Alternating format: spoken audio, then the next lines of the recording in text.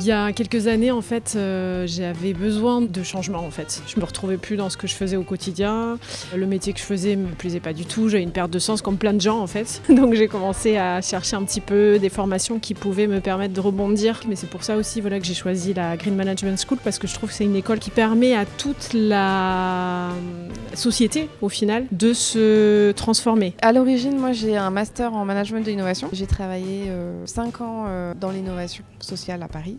Et en fait, je travaillais dans un incubateur. Donc, j'ai été au contact de beaucoup d'entrepreneurs engagés dans la transition écologique. Et ça m'a permis vraiment de connaître ce sujet, de me rendre compte qu'il y avait une urgence autour des enjeux environnementaux. Je me suis dit que j'avais envie de m'engager aussi dans ces sujets-là. La première année était géniale, hyper dense. Il y avait beaucoup de cours et surtout des cours vraiment qui traitaient de sujets totalement différents, même si c'est toujours en relation avec la transition écologique et sociale. On a des cours de biodiversité, d'agriculture, de RSE, de géopolitique. Donc c'est vraiment large en fait. La première année s'est pour moi très bien passée. J'apprécie beaucoup les moments en learning comme on fait aujourd'hui. Qui permettent de rencontrer des acteurs, mais qui permet aussi de partager avec l'ensemble des personnes dans la classe.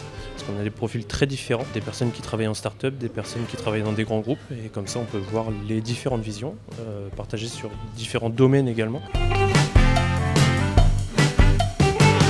Alors j'ai eu un déclic comme beaucoup de gens ont pu l'avoir au moment du confinement. C'est quelque chose qui germait déjà dans ma tête depuis bien longtemps en termes de changement de situation professionnelle, mais j'avais pas encore trouvé ma voie et en fait j'avais des convictions personnelles que j'ai voulu transposer dans ma vie professionnelle future et c'est pourquoi j'ai intégré la GMS. Je pense que j'ai toujours eu une sensibilité pour faire de manière générale attention aux autres et par extension attention à l'environnement de manière générale. J'ai eu la chance de pouvoir partir vivre au Cambodge pendant 2 ans juste avant le Covid, où là j'ai vraiment vu les ravages que peuvent causer la pollution, parce que là-bas c'est tout ce qui est les usines textiles, traitement textile et puis la gestion des déchets, c'est très compliqué. Et quand je suis rentrée en France, le Covid a déboulé, ce qui a pour le coup continué à me faire poser pas mal de questions sur la voie professionnelle que j'avais choisie. Et en fait, c'est devenu une nécessité, vraiment presque un peu vitale pour moi, de m'engager dans ma vie pro aussi pour l'environnement.